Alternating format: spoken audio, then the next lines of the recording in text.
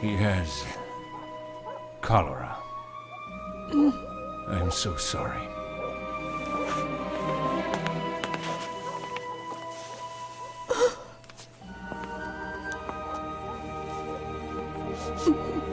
Papa, Mama, listen to me. I had a dream about the future. I will become an engineer, and I will be world famous for my inventions. Nicola, my son, before you were born, I made a solemn vow to God that you would serve him. If he heals you, you will become a priest. Papa, please. I know I will recover if I become an engineer, and then everything will work out for the best.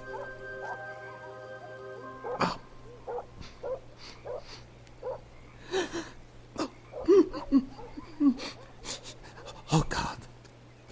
Oh, God. Please forgive me. I beg of you, forgive me.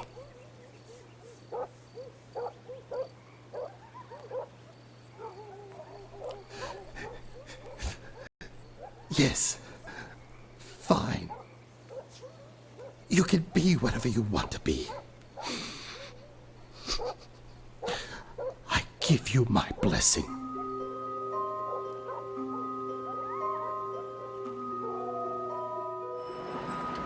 Mr. Tesla, I imagine because you are here now giving me this interview, that must mean you've recovered, thanks to God or someone else.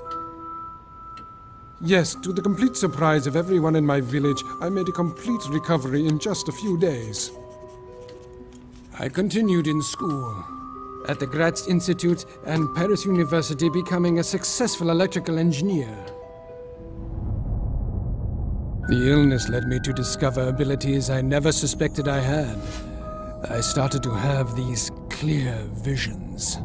Flashes of light began to cover the pictures of real objects. In time, they simply replaced my thoughts. My mind developed a new and different process. Using this process, I could construct an invention in my mind first, where I could perfect it. And only after designing it completely in my mind would I then test it in the laboratory. That's the way it's been, all of these years. Stop that. Writing down the story of my life, you will need a lot of ink. Here, you can use this instead.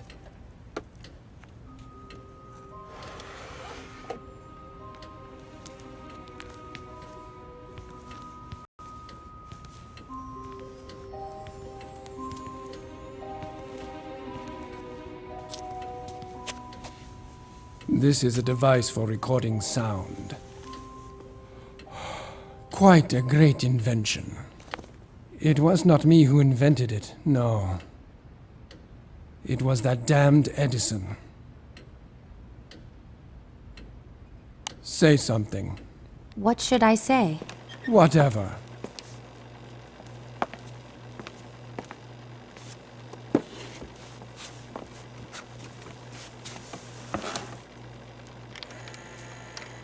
Say something. What should I say? Whatever. Now, let's start from the beginning. I first met Edison in Paris in the year 1882.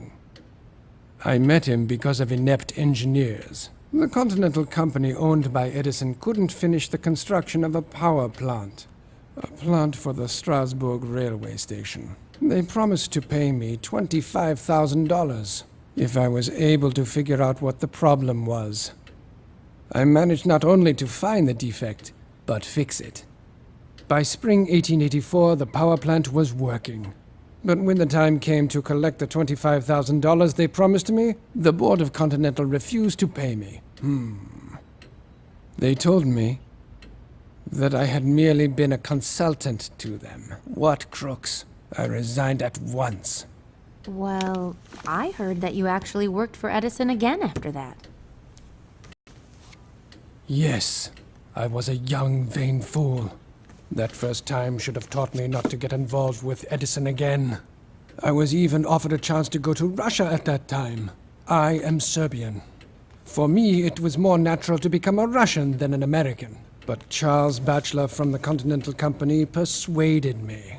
And do you know what he had to say? He said he knew only two geniuses in the whole world, me and Edison.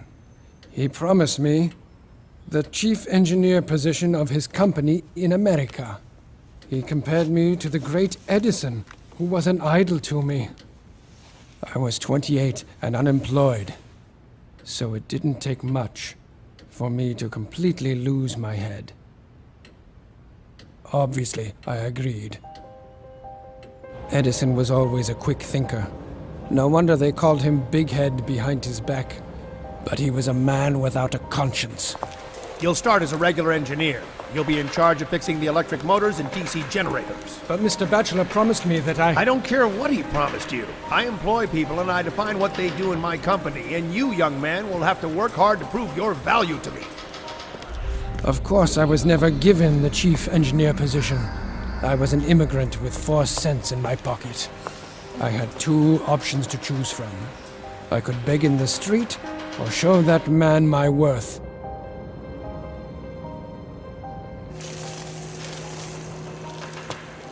I began to work like a man possessed.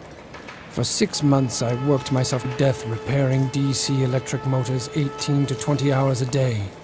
But the more I worked, the more I understood that direct current was not perfect at all. So I started to design my own concept of a motor which would be able to produce a new kind of current, alternating current. As opposed to Edison's preference, direct current, alternating current is changing its magnitude and direction all the time.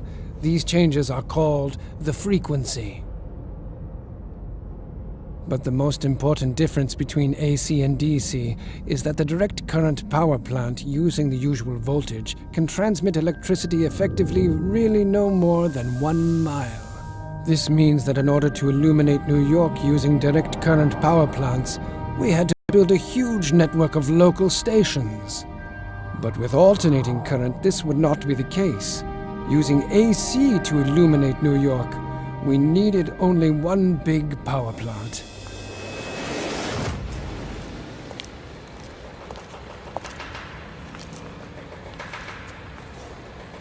I have been told that you've been working double shifts. Why is that? Can't you keep up with your own job? I can. But I'm also working on the AC machine as well. But AC makes no sense. My DC generator works perfectly. Well, not quite. Show me. It could be improved. Take a look at what I've designed here. You have some brains, but you're a foolish immigrant.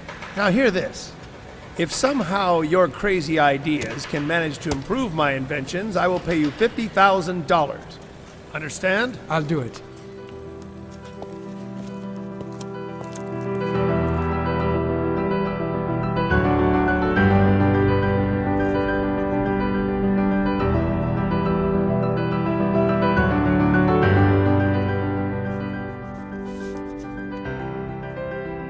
But I didn't give up on the idea of using direct current to generate power. I fully immersed myself into the work and soon was able to present Edison with not 1, but 24 different improved direct current motors. Here are all my drawings, sir.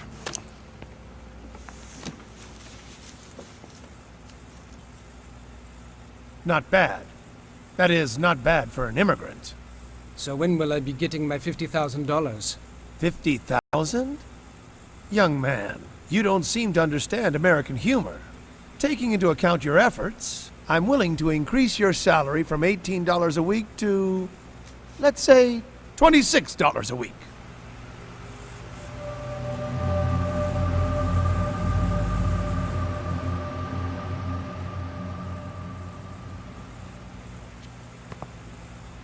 Business by nature is filled with cheating. And there was nothing uniquely American in the fact that I was duped. But it was one thing to be deceived by the functionaries in Edison's office in Paris, but here, I quit immediately. I was forever disillusioned in the great American inventor Edison. 1, 2, 3, 4, 5, 6, 7, 8, 9, 10, 11, 12, 13, 14, 15, 16, 17... Fine. Care to join me? Thank you. I try to keep to a schedule.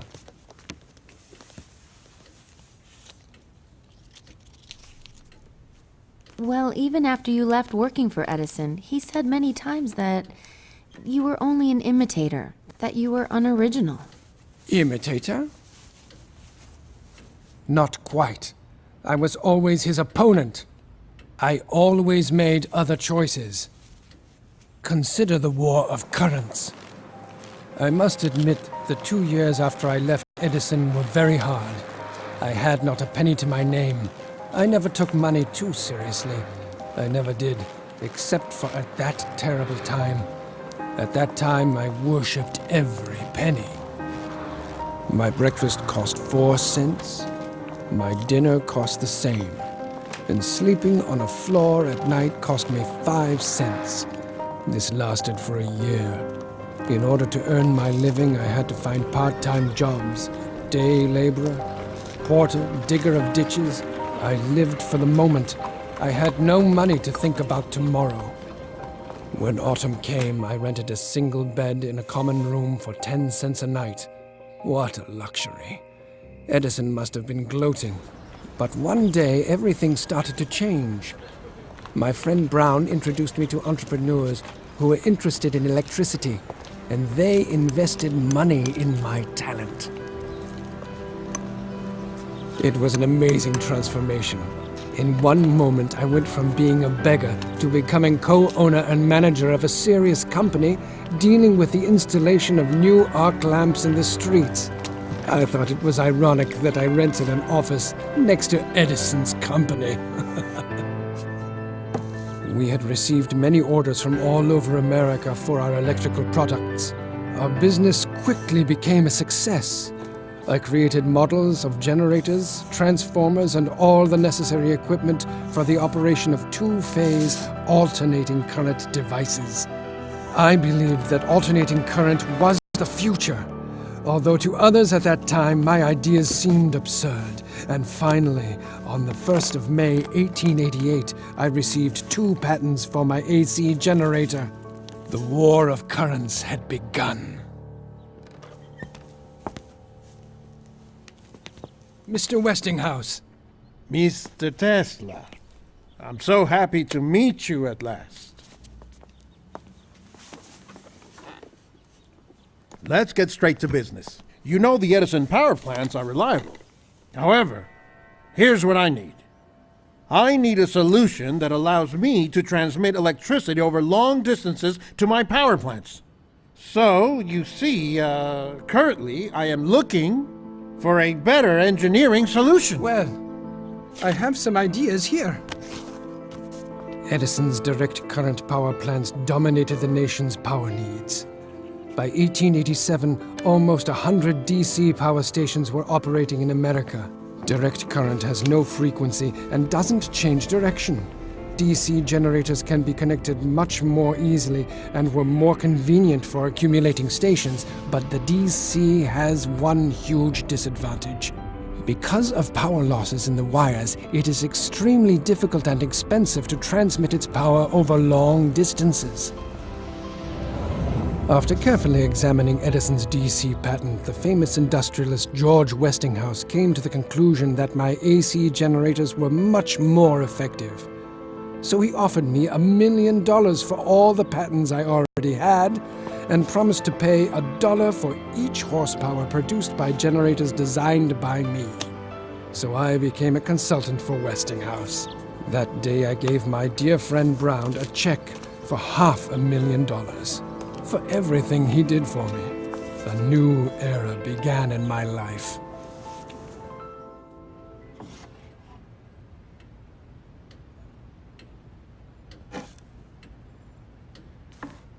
Alternating current is perfect. It is so pure and beautiful. It has the unique ability to disinfect any kind of surface, including the human body, killing microbes without causing any harm to the body's tissues. Is that dangerous? Don't worry. You can touch it.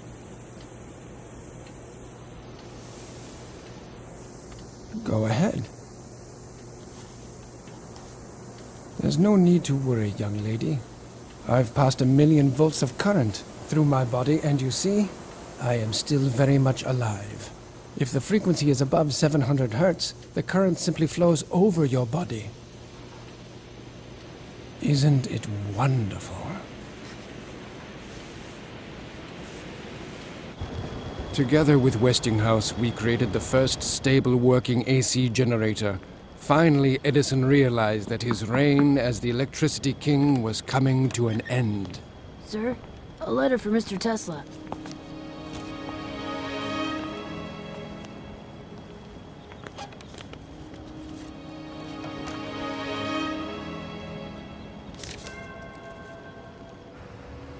Edison immediately brought a lawsuit against us for infringement on his patents. But of course he lost, as all my inventions were authentic. It was after that that he started to play dirty.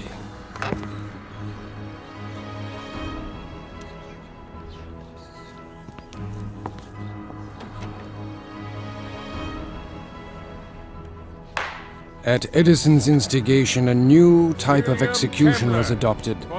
The electric chair. And of course it used my alternating current. Poor Westinghouse objected and even hired a lawyer for Kemmler, who was the first person in the world to be sentenced to death by electric chair. What a grisly way to die. Despite all Edison's attempts to discredit my inventions and tarnish my reputation, my alternating current became more and more widespread. Westinghouse and I were gaining ground in this war of the currents. But the sweeping success of AC played a cruel joke on my benefactor and supporter Westinghouse. One day his investors remembered about the agreement I had made with Westinghouse. He was obligated to pay me $1 for each horsepower generated by alternating current. By that time, there were so many AC generators, I would have received $12 million and been one of the richest men in the world. But the man who believed in me and in my alternating current would go bankrupt. So I tore up my contract with him. Westinghouse had to continue his fight for alternating current.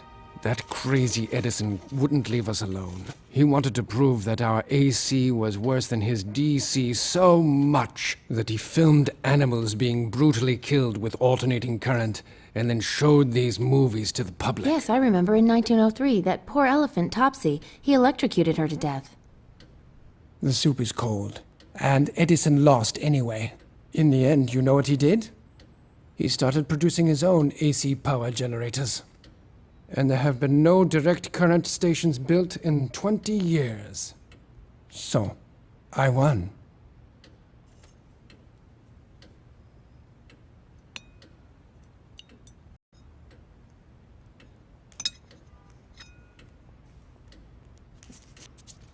$320 milliliters.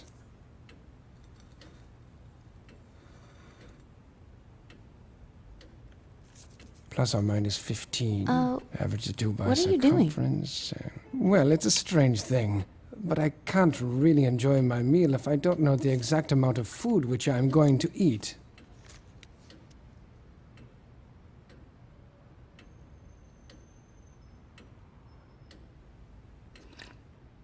As for Edison, I have never seen him again.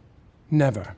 Even after he burned my laboratory. You mean the fire on Fifth Avenue? Many speculated it could have been sabotage. Even at that time, people were asking which of your employees were bribed by Edison. Do you know how it came to this? For 7 years, I worked in my laboratory studying magnetic fields and high-frequency currents. It was a productive period for me. As a result of my work, I received many patents, almost as many as Edison. As a result, the American Institute of Electrical Engineers invited me to lecture about my achievements in front of the most prominent electrical engineers of that time. I lit lamps simply by putting them in an alternating electromagnetic field. I showed how to transmit electricity without wires. I sent out lightning and used my hands to pass a current of 1,000,000 volts through my body. It was a huge success. I received a great ovation, and for the first time was called by my peers a man of the future. They offered me Faraday's chair, saying that since his death, no one else had been worthy to sit in it. Then they let me sip the whiskey from Faraday's cherished bottle. It was a great honor. Edison, of course, could not stand them recognizing me. On the 13th of March, 1895, there was a fire in my laboratory on South Fifth Avenue. All of my property was burned, as well as all the records for the last 10 years. As a result of the fire, I went completely bankrupt. Of course, Edison was not so stupid as to leave any evidence that he was behind the fire. But who else could have benefited from this? Within half a year, my business began to thrive again. Instead of starting from the beginning to rebuild what I had created, I restored everything from memory. Thanks to me, Westinghouse triumphed over Edison, winning a huge contract for the construction of a hydroelectric power plant at Niagara Falls. The newly formed company of Niagara Falls invested $100,000 in my research. With this money, I set up a great laboratory at 46 Houston Street, where I constructed a unique mechanical oscillator, which I used to do research on selective resonance.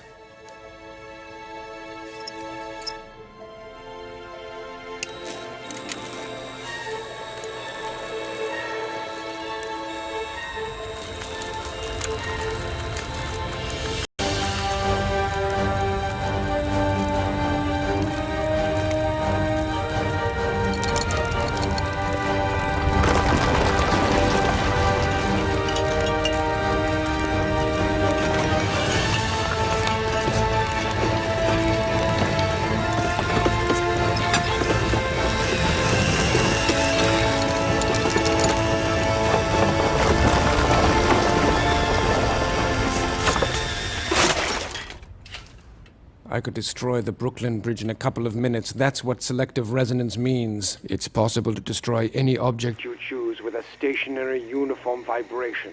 The whole block of buildings was almost demolished. I've read about an earthquake that occurred in New York in 1898. You're saying that you did it? Or perhaps it was just a coincidence. Oh, what a wonderful place it was, my laboratory at 46 Houston Street. Time flew very fast there.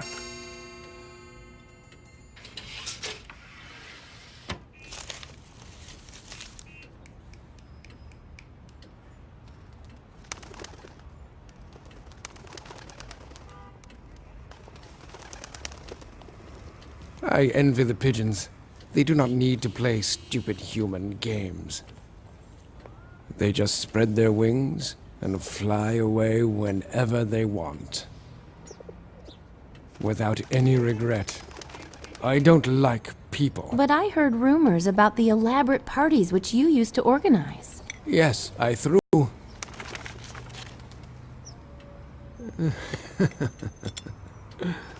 I threw great feasts, which were attended by the most interesting people of the time.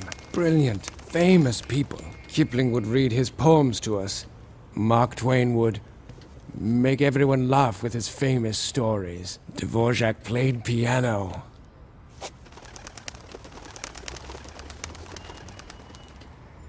And then I would take them all to my laboratory. I showed various interesting experiments, and we talked about the future of science. Those evenings were unforgettable. I met most of these people thanks to my friendship with Robert Johnson, the chief editor of Century magazine, and his wife, Catherine. Catherine and I became great friends because we shared a great love of poetry. I never met a woman with such exquisite literary taste. Together, she and I even translated and published a collection of Serbian poetry. But the poetry we were most impressed by were the poems of Jovan Zmaj.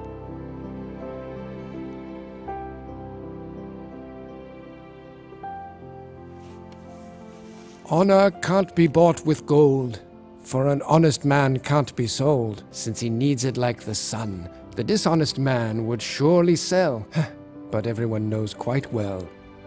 As for honor, he has none. Yes, Robert was a dear friend of mine. And as for Catherine, oh, I loved her as much as a man can love a woman. And she loved me, but she was my good friend's wife. I've heard that once you saved Robert Johnson's life by persuading him to cancel a train trip, the train he would have been on crashed. I don't know what surprises me more, the fact that you predicted the train crash or that you actually saved the life of your rival, meaning you gave up your chance to be with Catherine. You must remember Robert was a friend of mine. As for that train crash, knowing it would happen was not unusual for me. I could always foresee the future, but not everyone believed me. I begged my friend and patron, Colonel Astor, not to board the Titanic, but he didn't follow my advice. How sad. Or maybe it was just a coincidence. Speaking of him, I've heard that Colonel Astor, who was the owner of the Waldorf Astoria hotels, was the one who gave you $30,000 for your research in Colorado Springs. That is not quite true. Mr. Astor financed some businessmen from a local electric company in Colorado Springs who were researching the electric potential of thunderstorms. It was they who invited me there. The fact that Colorado Springs is located in a zone of strong geomagnetic activity intrigued me. What this means is there are more thunderstorms in that area than there is sunshine. The local engineers wanted to know if there is any way to accumulate the energy produced by lightning strikes and then use it. Of course, I could not pass up a chance to participate in such a unique experiment. The laboratory I built there was ideal.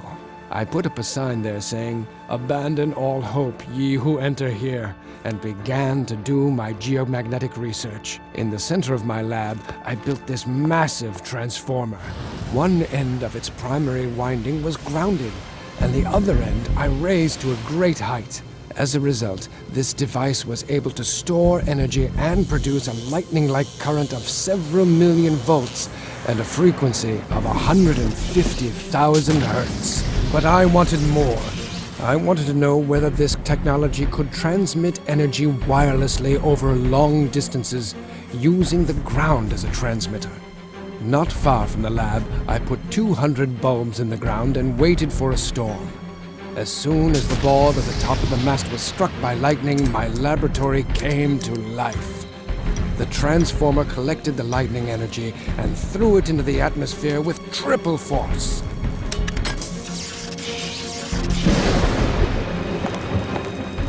Try to imagine it. I had created man-made lightning that was 40 meters long. The energy flow covered the city. The entire city was literally saturated with electricity. I didn't expect such an effect, but my theories had been proven. I was able to transmit an electric charge wirelessly across the ground. 200 bulbs were lit at a 25-mile radius from the Tower Razam. Unfortunately, the local power station was not ready for such a large-scale experiment. The city's generator simply burnt out. After that incredible experience, I wrote an article about the possible uses of currents transmitted by high-frequency standing wave energy. This had practical application for lighting, heating, the control and movement of electric transport. Electricity could be used everywhere. It could be transported through the ground, in the air, used for automatic machines. The wireless uses of electricity are endless. Yes, I remember reading it. There were so many fantastic predictions. How to harness energy from the sun, aluminum, the metal of the future, using the Earth's internal heat, transfer of electric power anywhere in the world without the use of wires, interplanetary radio communications. It was that article I wrote that caught the eye of the well-known banker and industrialist John Pierpont Morgan. And he decided to meet with me. Imagine how much benefit wave energy could have for mankind. That sounds interesting. I want you to work on the development of radio communications. I need a cheap but reliable connection that will work so I can communicate over long distances. To get you started, I'll give you $150,000 to cover your costs of research. After that, we'll talk. Radio. What mediocrity. But I agreed to what Morgan asked of me. to have the opportunity to continue working on the wireless transmission of electricity. We bought several acres of land on Long Island and started the construction of a wireless transmission power station. It was a 57-meter tower frame with a steel shaft that went deep into the ground. A huge copper hemisphere which worked as a powerful amplification transmitter was installed at the top of the huge structure. The idea for the project was to use the resonant buildup of the ionosphere. I was sure that I could accumulate the energy extracted from the air anywhere in the world and use that energy in any kind of form, as an explosion of thousands of bombs or a man-made aurora borealis. I lit the sky for thousands of miles. However, Morgan, that blind man, wasn't inspired. There's something I still don't get. How can we use your light show for the purpose of transmitting radio signals? I'll explain, sir. The real future use of this experiment As is you know, communicating by Marconi me. sent radio signals from England to Canada 5 years ago. I invested in you because I knew about your outstanding abilities. But after what I've seen today, I still need a radio. Mr. Morgan. Sir. Sir, with this plant we can send energy for thousands of miles, not just some radio signals. You could have a second wireless tower I am built not near the interested Niagara Falls in New unless York. they give me an immediate commercial profit. I need radio signal transmissions. Marconi! I want you to know I was 3 years ahead of Marconi, that simpleton. And that Russian Popov. In 1893, I developed my first radio 5 years before them. Morgan cut off all his funding. The Wardenclyffe project was shut down. In 1917, in the middle of the First World War, the tower, which could have been the beginning of free electricity, was destroyed.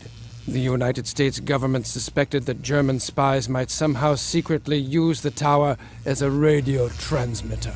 However, Morgan didn't stop me from managing to achieve something monumental. I was able to conduct only one complete experiment under the Wardenclyffe project, but how great it was! To avoid any loss of life, I found the most remote location in eastern Siberia and sent through the ionosphere a huge burst of energy to Tunguska, and that is where it exploded. The entire northern hemisphere saw that light that I had created.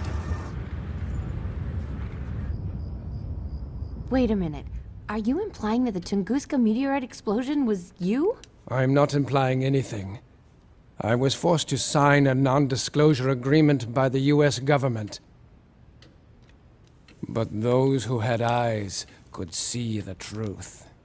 Come, take a look. No wonder those damn security services still keep track of me. What makes you think he's a federal agent? Because with the sheer enormity of my intellect, my mind could still create a massively destructive weapon. The Tunguska meteorite was only the beginning. I designed the rays of peace which could destroy thousands of planes 100 miles away. Every country would be able to defend itself with an invisible Great Wall by putting towers with the rays of peace along their nation's borders.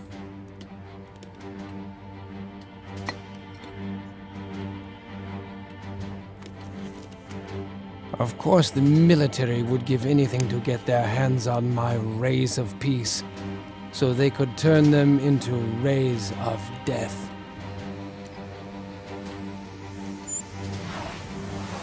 Because if my rays of peace were placed in a certain configuration, anything surrounded by them would be utterly destroyed. I could be the main secret weapon of the Pentagon, but I hate war. But that's the way our world works. Governments have a way of turning peaceful inventions into weapons.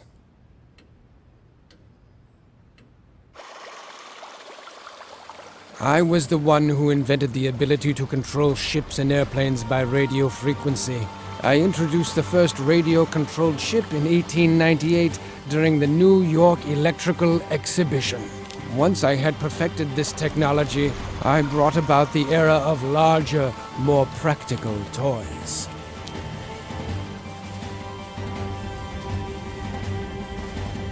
My research and experiments made it possible to control a warship remotely from the shore at a distance of 25 nautical miles. You see, it's really quite simple. Continuous control is possible via an automatically received signal of disparity between the desired and present location of the ship you're controlling, so you can make any object move to wherever you want. Naturally, the military immediately seized on the opportunity to control warships using radio waves. Since that time, the Pentagon has kept their eye on me. It is impossible to refuse them. At their request, I invented a radar locator to detect enemy submarines. Originally, I designed this instrument to search for minerals. I had other great ideas they could use. I was able to generate powerful electromagnetic fields that bend light and radio waves around any object, making the object completely invisible. This project was called Rainbow, but I doubt whether you have ever heard of it. The military can keep its secrets. I hate the military. They enjoy spilling blood too much. I'd really like to do something for ordinary people. But regrettably, they're not ready for my inventions.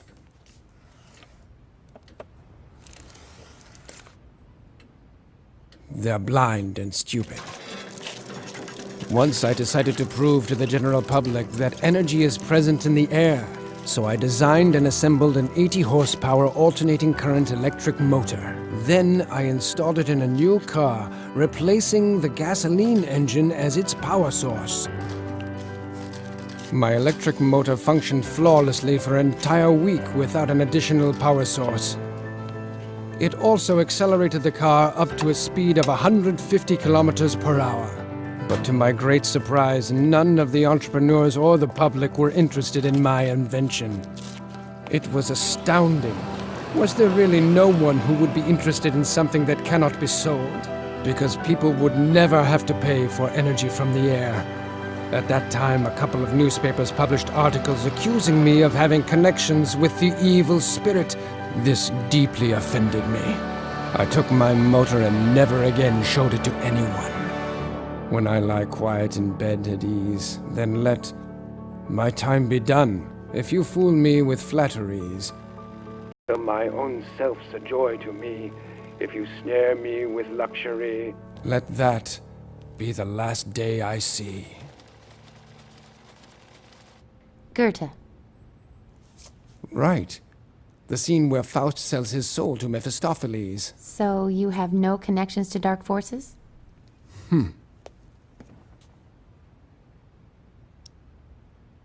I often find myself quoting Faust. He thinks as I do. We are both ready to give everything we have for nature's secrets. Because of this, when I am reading Faust, it helps me to think.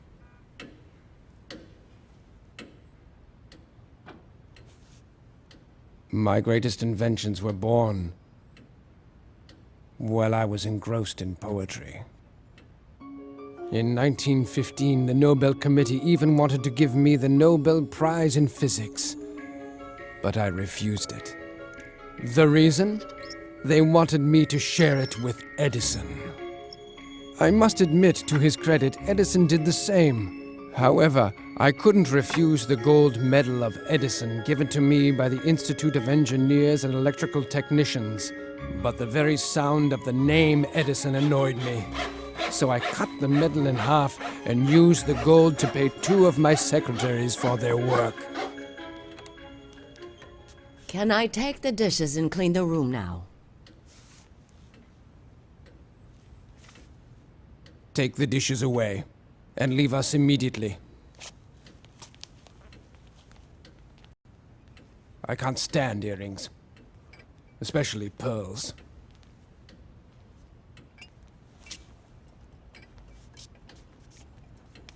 Those earrings have fake pearls.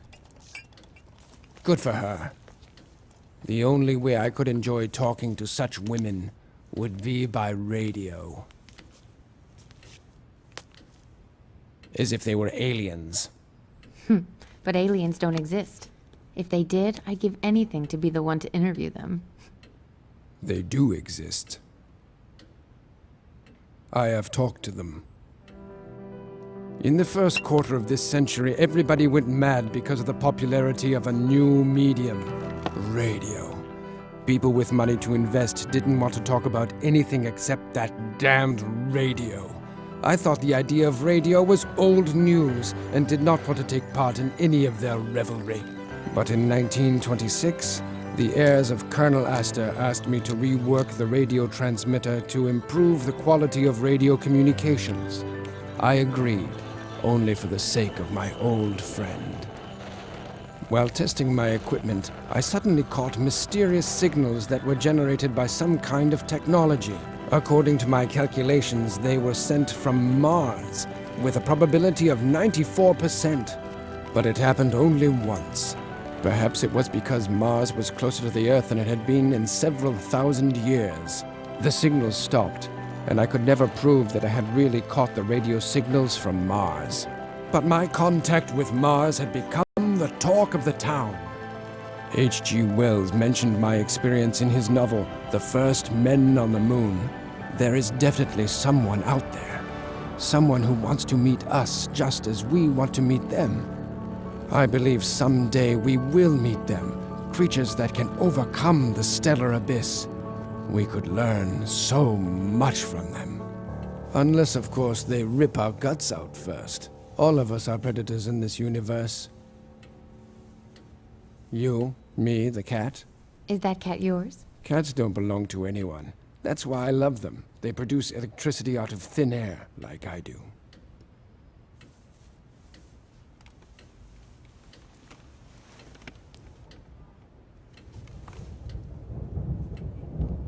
And like myself, cats have a free spirit.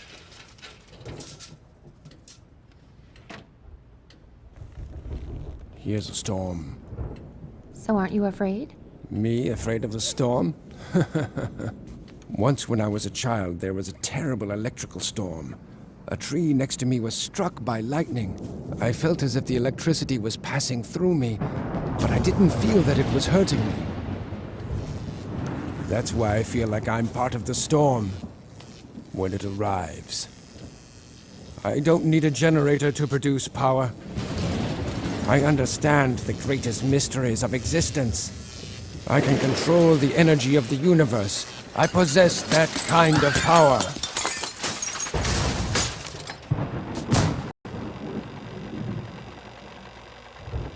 Well, now I'm sure the hotel staff will come. And the bill will come to about $200. Excuse me, sir. Can you explain this mess you created? I'll pay for it. Clean it up later. Now get out. Luckily, poverty doesn't threaten me anymore. I am the honorary director of the Belgrade Scientific Research Institute. They give me a fixed salary. The motherland helps. As I told you, I can foresee the future, and I will now make a prediction. You'll see one day money will love me so much that my face will appear on banknotes. You mean your face would be on money?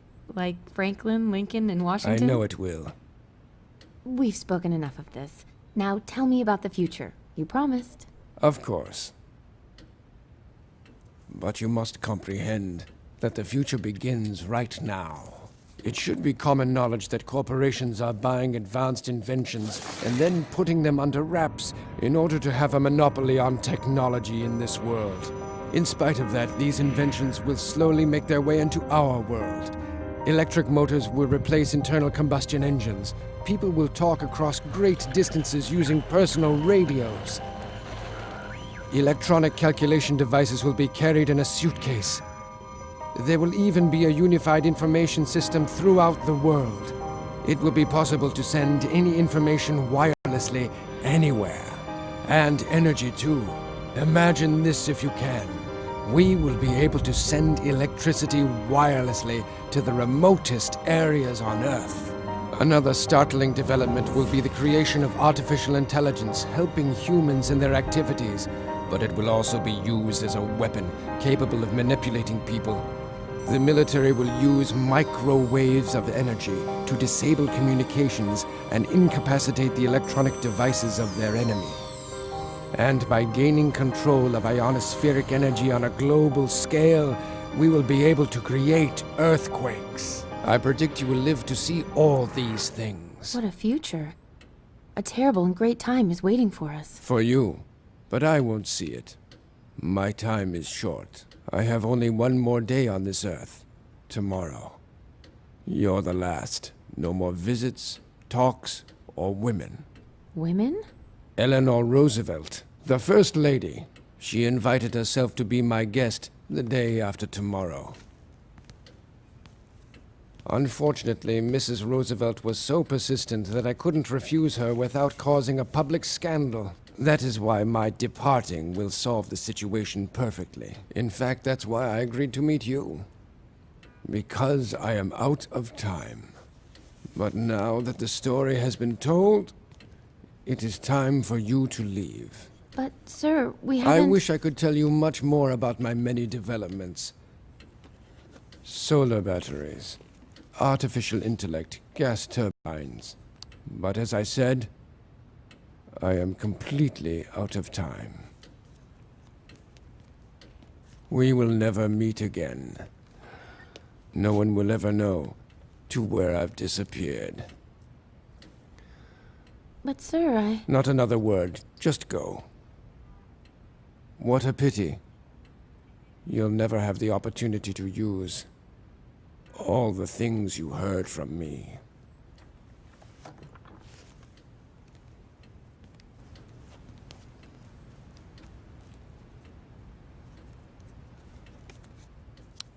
When I lie quiet in bed at ease, then let my time be done. If you fool me with flatteries, till my own self's a joy to me, if you snare me with luxury, let that be the last day I see.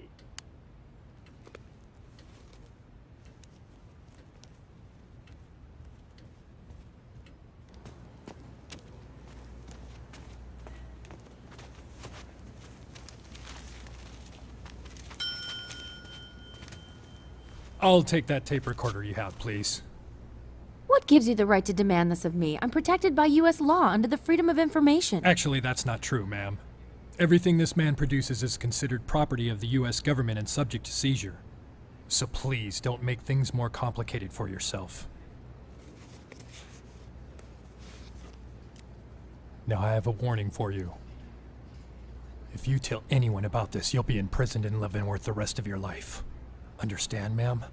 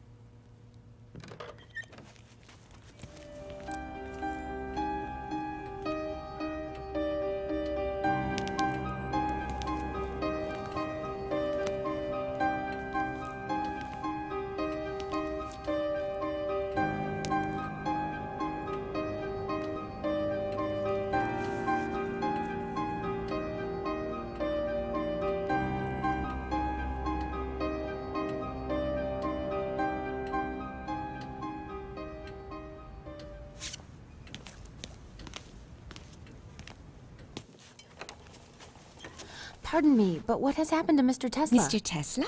He lived here, in this room. No such person ever lived in that room.